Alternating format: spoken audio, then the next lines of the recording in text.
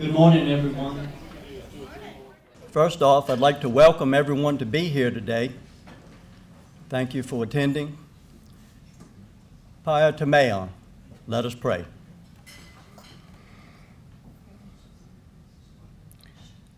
Good morning, Heavenly Father, Master Creator of all things. We thank you for the beauty of this day. We thank you for the travel grace that has brought us all here. We look forward to a wonderful day of presentations by valued and honored guests.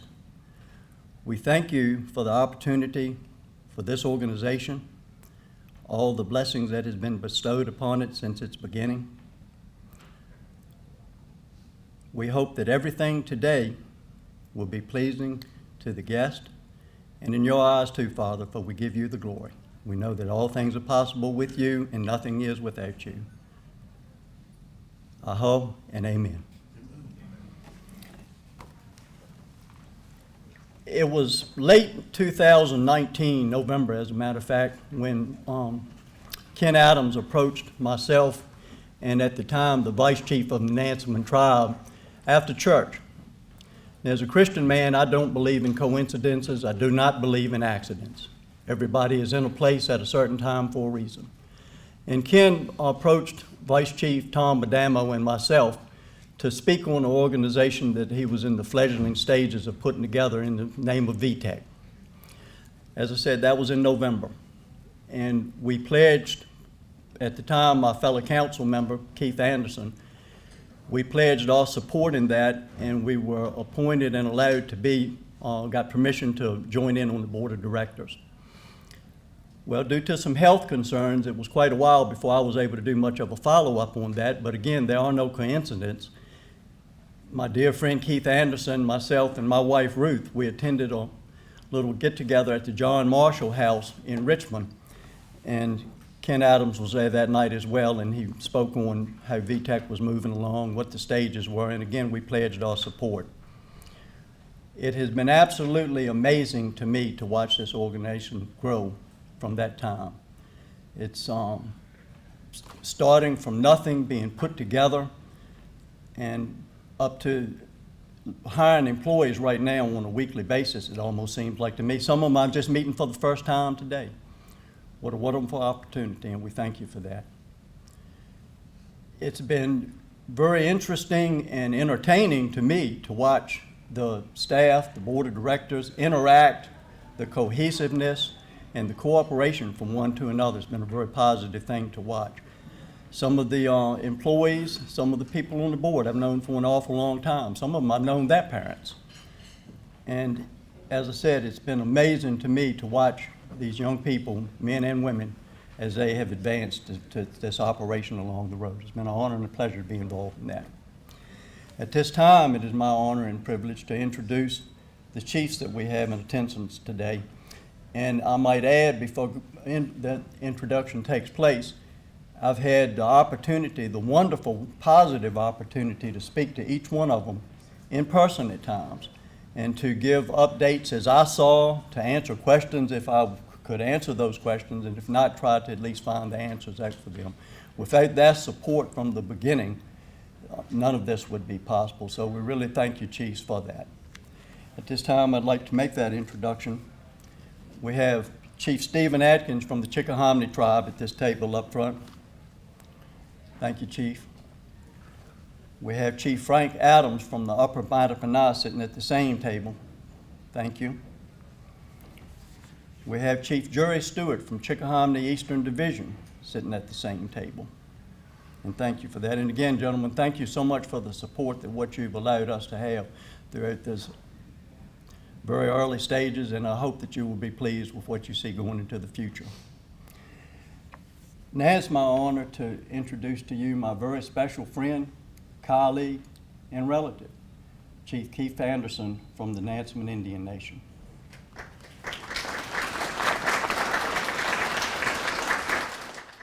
Again, good morning. My name is Keith Anderson, and I serve as the co-chair of the Virginia Tribal Education Consortium and as the chief of the Nansemond Indian Nation. On behalf of VTEC, I would like to extend a heartfelt welcome and appreciation to our sponsors, tribal leaders, distinguished guests, and VTEC staff organization. First of all, I would like to acknowledge the VTEC Board, and as I call your name, will you please stand and remain standing? Dr. Mayflower Edwards, Chickahominy, VTEC Chairperson. Myself, Keith Anderson, Nansman Nation Vice Chairperson. Assistant Chief Dave Henneman, Nansman. Deborah Wilkinson, Upper Mattaponi, VTEC Secretary. Lou Rochford, Upper Mattaponi. Melanie Stewart, Chickahominy Eastern Division. Matt Latimer, Monica Nation. Teresa Pollock, Monica Nation. Dr. Aaron Winston, Pamunkey. Matt Gifford, Pamunkey. Chief Ann Richardson, Rappahannock. Would you please give these persons a round of applause?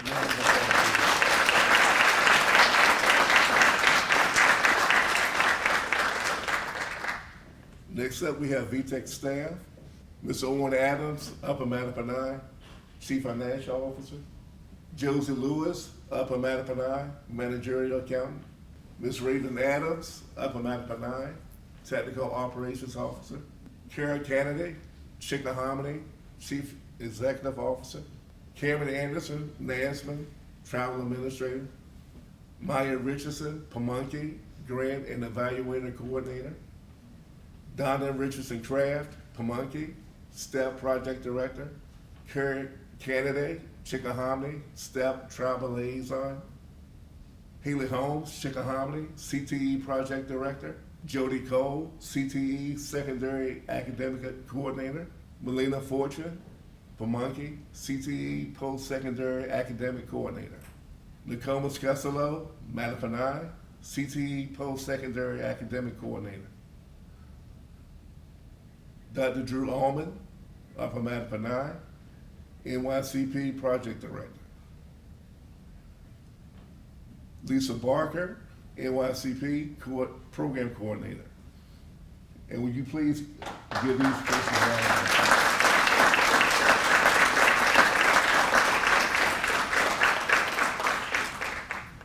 Thank you. Who are we?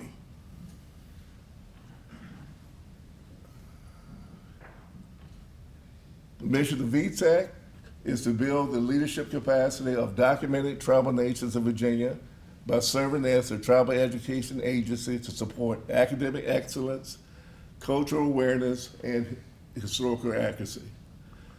Our vision is committed to the facilitation of accurate Virginia Indian history, sovereignty, self-determination, and educational opportunities.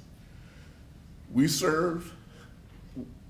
are dedicated to the empowerment, betterment, and ultimate success of Native youth and tribal citizens. And this time I'd like to have Dr. May Edwards. So what is sovereignty through education? It's quite interesting if you think about it. It's 3 terms, 3 very unique terms. So we're going to go through each one to understand what sovereignty through education actually is. Sovereignty in itself is a very significant word, and it can mean a lot of things to a lot of different people. So we actually have to break the word down. During medieval times, it actually meant 2 terms signifying a king. It meant his body and his ruling. When his body perished, his rule still continued. So that even though they said death by the king, the kingdom still continued. When Bowdoin came, he changed the term to command. So sovereignty became a command under the law, which means that we had to follow the law through sovereignty.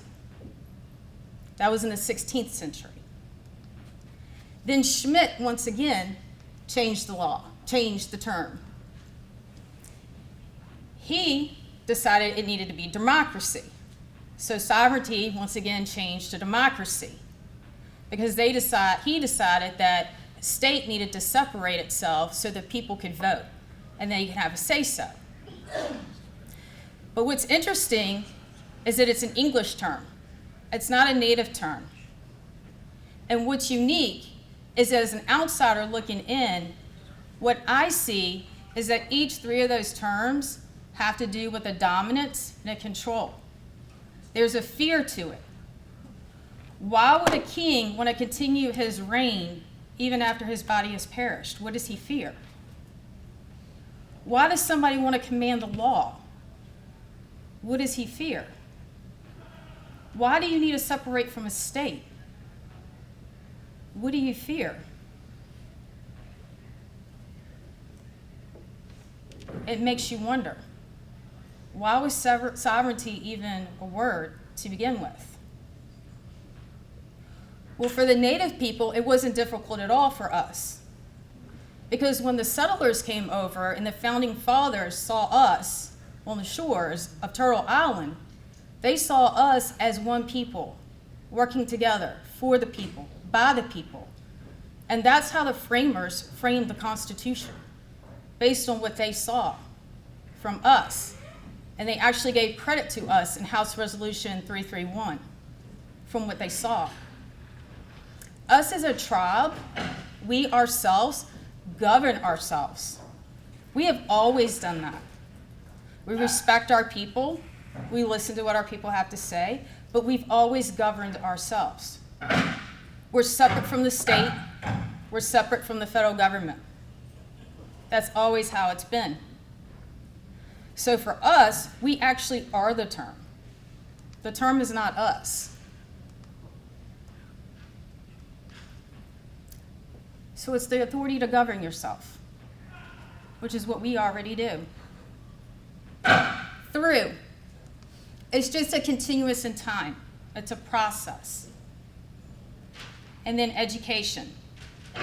That is a huge term, which one would think is a simple term, but it's not, because all of us in this room are educators, and we all know that we learn differently. There's not one way that each of us learn. Our minds all process in a different way. An example of that is we all know Albert Einstein, the father of physics. But what you probably didn't know is that Albert Einstein failed his entry exam to get into college. Let that sink in. The man was a genius. He was the father of physics, and he failed his entry exam to get into college. They placed a standard exam on an individual, and he couldn't pass it. Think about all of our students who do not have the capability to pass an exam, and that's where they stop. One variable is what defeats them. How many doors have been closed on the future Albert Einsteins of the world? That is a crying shame.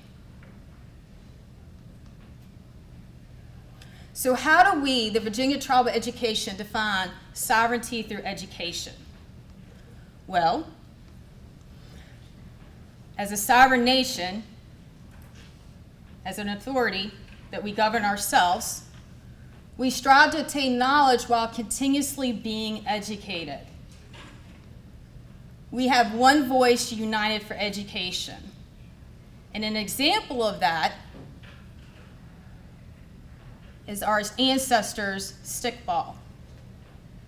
So what I have here is artwork and information by Marlena Miles. This is a picture of her. This is her actual artwork that was on the homepage of Google on November 1st of this year. And our stickball is a hands-on activity that is governed by our people, by the people, for many different reasons. It's just not an athletic game. It's for ceremonial purposes. It's for healing of the body and the mind. It's for healing the community. It's for every stage of life to participate in. Everyone is involved in the game. It was even used to make sure that we disputed violence without the violence. Again, we as our people, we governed ourselves. We ensured that through educational means, that we were able to do everything. This is sovereignty through education, right here. This is one voice united for education. We should be proud of our ancestors. They had the forevision. They knew without even have to put a definition on a term. We were already living it.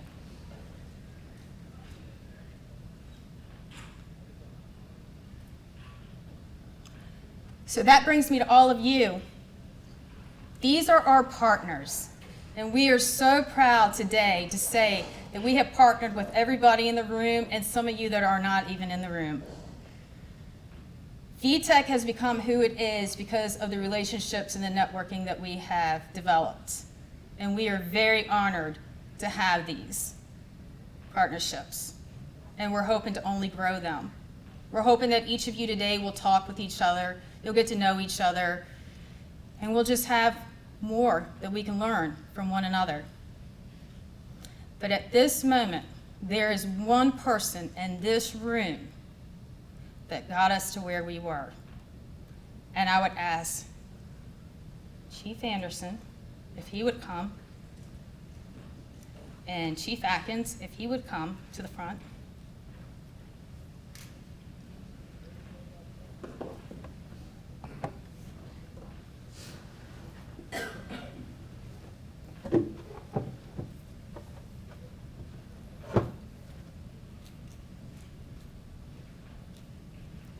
Just like there were the founding fathers of the Constitution, there was a founding father of VTEC. And that founding father is sitting with us today. He has never asked for gratitude, but he absolutely deserves it. That is our Chief Emeritus, Kenneth Adams. I would ask him to come forward.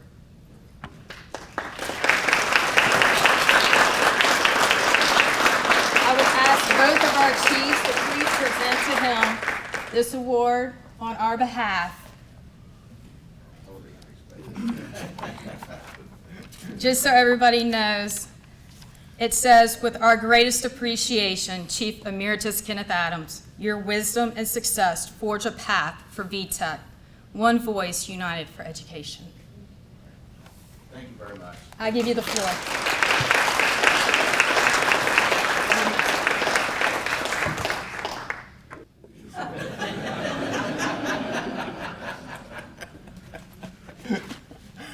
Brother Steve is going to be speaking here shortly about some of the things that happened over the past few years and how we got to where we are today.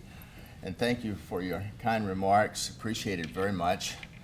This plaque was certainly unexpected. I appreciate that very much also. So thank you. Thanks, May, and to the board and the rest of the folks who've been a part of this. Some of you understand fully what the doctrine of discovery is. Most of you don't fully understand what the doctrine of discovery is. But the reason that tribes have to seek federal recognition today to have a relationship with the United States government is because of the doctrine of discovery. There were basically two phases of that. One took place in 1452. One took place in 1492. In 1452, the Pope basically gave instructions to the European Christian nations. The Pope gave instructions to them, basically saying, you as Christian nations have the authority to go into the world, take all the land you want to take, enslave all the people you want to enslave, kill all the people you want to kill. And that's exactly what happened. They started in Africa with the slave trade, then they came to America in 1492, and then another pope said at the same time in 1492, go, whoever that guy was, Columbus, go into wherever you want to go, take as much land as you want, and it's okay. You have the authority from the Pope That's why there are reservations here in the United States today, because of the doctrine of discovery. Fascinating history. I encourage everybody to take a look at it and read it and try to understand it, and you can understand why we got to the point we are in. One piece of that doctrine. In 1803, the United States purchased from France all the land west of Mississippi except for the Spanish land.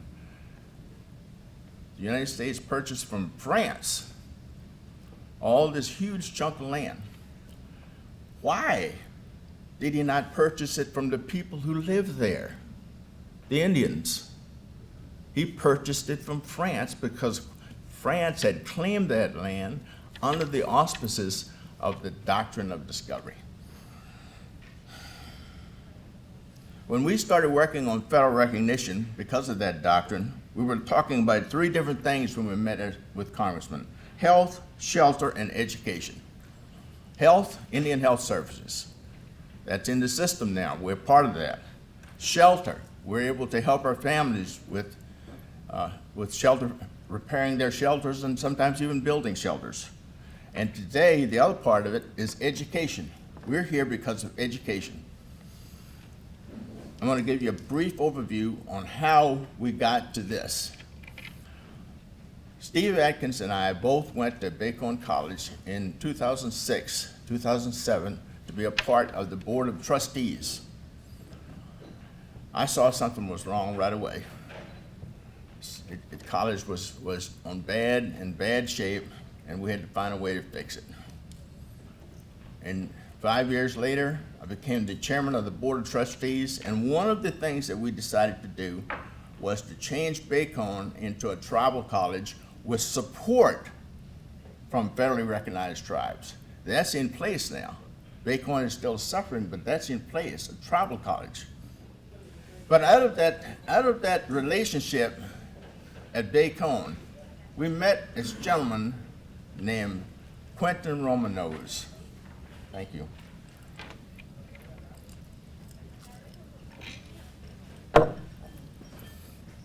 Quentin Romanos had worked in education in Oklahoma for many years.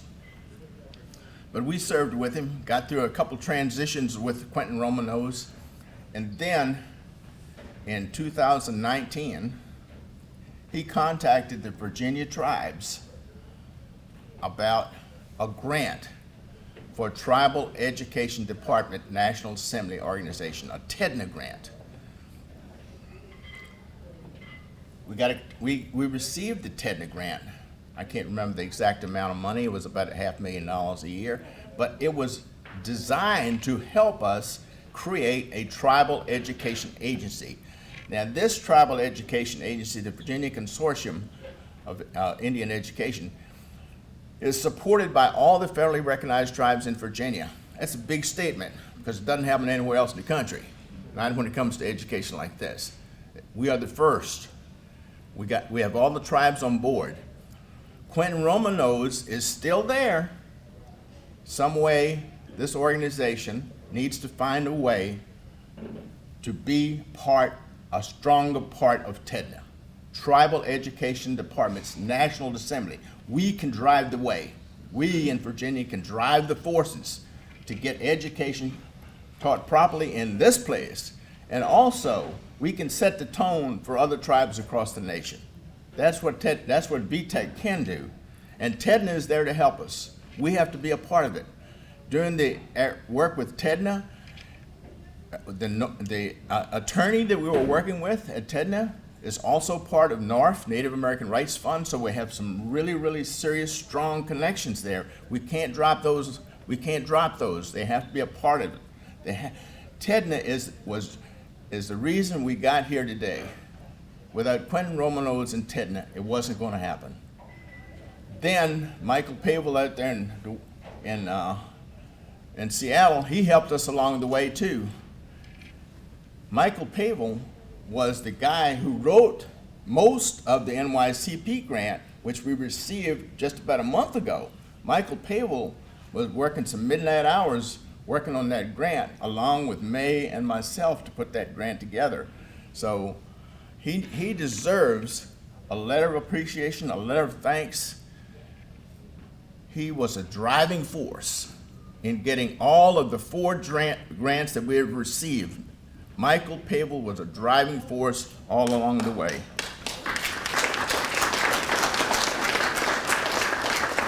Those grants were TEDNA grants, STEP grant, State Tribal Education Partnership grant, a Career and Technical Education grant, a NYCP grant.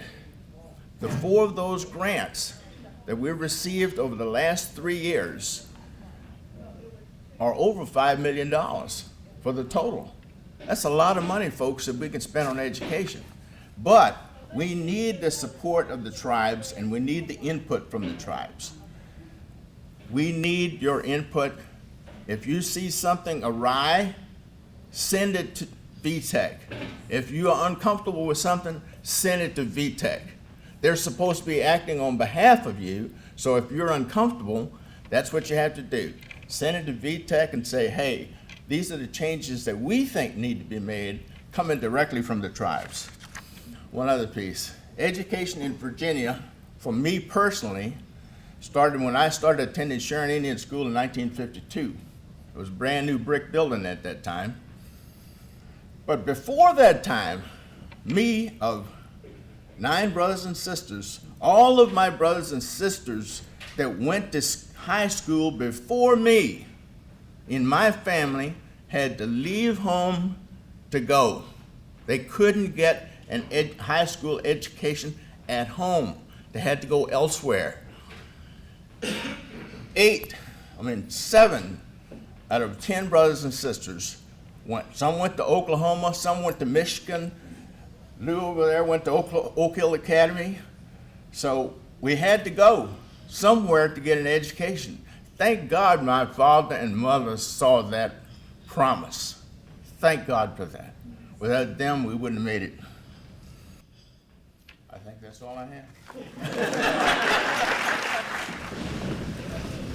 You know, if you like what he said after this is over, you can come outside and thank me. I say that tongue in cheek, but Ken and I we've spoken at several functions, and I will leave the room if someone walks up to him and says, Chief, that great remarks you made. So, how many times that happened, Ken? Dozens. I just want to underscore what Ken has said. Indian country right now, VTEC is in the spotlight. I won't say crosshairs, but in the spotlight. And we have a chance to make a statement that goes way beyond the boundaries of the Commonwealth of Virginia. So it's important that we get it right. And one way to get it right is to make sure we don't forget to reach out to those folks that Ken said at TEDNA, those folks who have demonstrated positive educational programs and learn from their mistakes. So we don't have to plow new ground when it's already been plowed. So why is VTEC so important? We're honored to have Dr. Helen Roundtree in our midst today, and she's very good at speaking truth to power, and we have to do that. If we want our story told, we've got to tell it. We've known over the years, the Virginia textbooks, the Department of Education has let us down. And I used to say they move at a glacial pace, but probably not as fast as glaciers now with the climate change and the way the glaciers are melting, but that's another story for another day. But we must tell the truth, and we've heard these farcical statements about history. We don't want to teach a history that makes people uncomfortable. Well, Ken and I can tell you, when we went to school, we were very uncomfortable to hear the misinformation about Native people.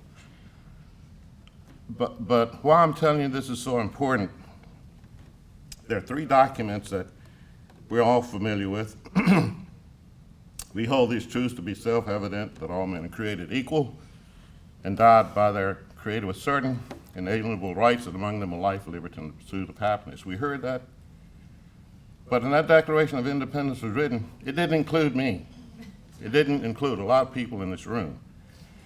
And then we heard the one later, the Civil War, 7 years ago, our forefathers brought forth on this continent a new nation conceived in liberty and dedicated that proposition that all men are created equal.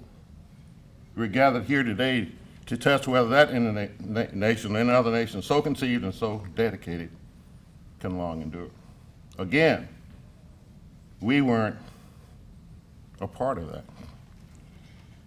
And then the Constitution, we the people of the United States, in order to form a more perfect union, and I could recite large portions of all of those. But why I'm bringing that to the forefront today is in that journey to a more perfect union, we have a prominent role to play. And that role involves telling the truth to power. In 1610, Lord Delaware ordered the annihilation of the Paspahegh tribe without regard to men, women, and children.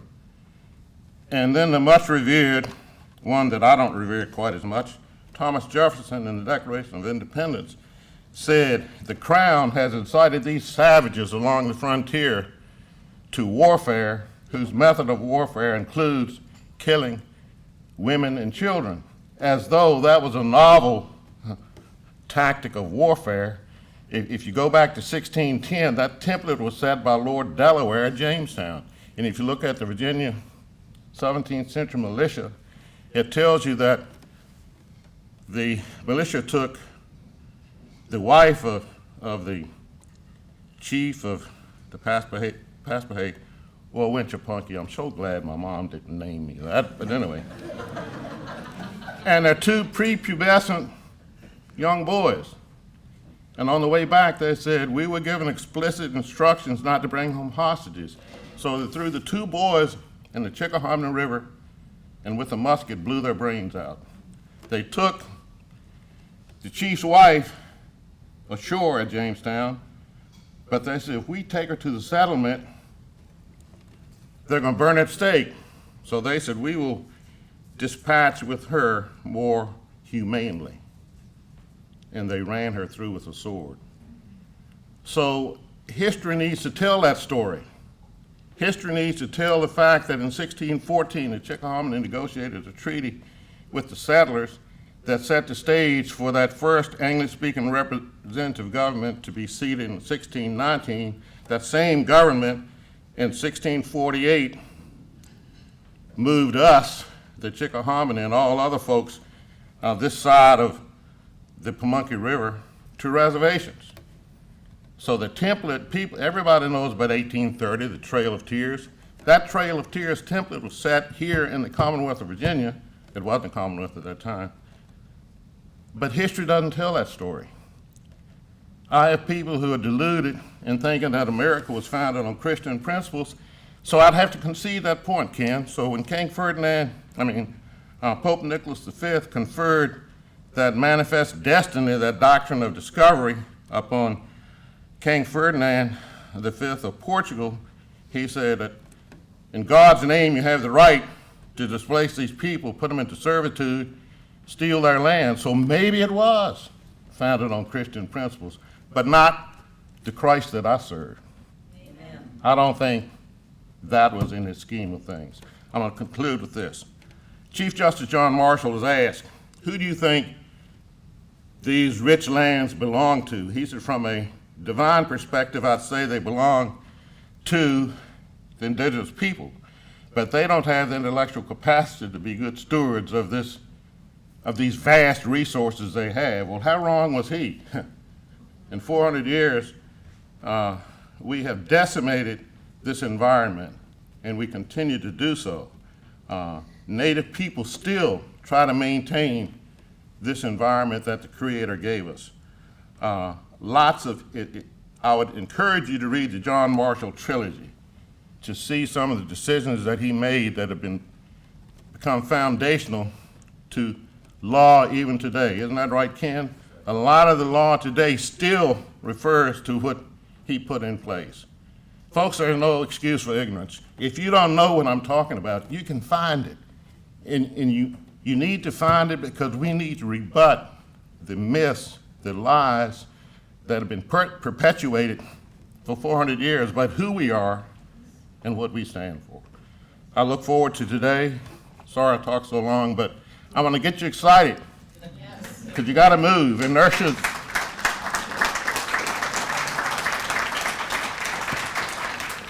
shouldn't be in your lexicon, shouldn't be in your vocabulary. You got to stand up and move. I tell people I'm old and bold.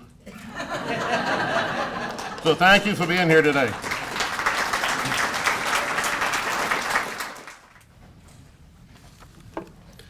Again, thank you, Ken and Adams and Steve Atkins for your stern discussion. And again, I want to thank both of you for your mentoring of me in my fairly new leadership. And again, thank you for all that you've done for myself, our families, and the Nashville Nation.